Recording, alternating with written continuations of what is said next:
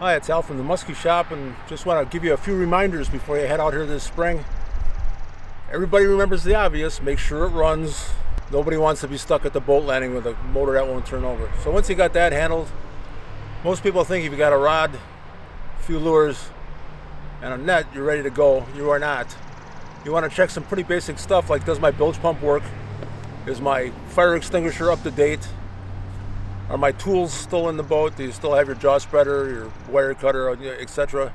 Did you check the level of your batteries, the water level in your batteries? You make sure your bearings are tight and good. Make sure you're not going to be a problem. Make sure everything works. Get the boat wet before you go out for your first trip on the water. Just make sure everything runs and everything's working. We're down there poking around by your bearings. Make sure your tire pressure is up. I know mine lose probably 5-7 pounds every winter just sitting in the garage. And while you're poking around the range, and make sure you restock your first aid kit. I know every year I got to put a bunch of more bandages in there. Make sure you've got some antiseptic ointment and some fresh bandages in your first aid kit. Just be safe the first time out. Go slow. Make sure you got your proper flotation devices and all that good stuff with you.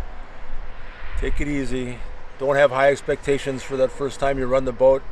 If everything starts, everything works, it's a win.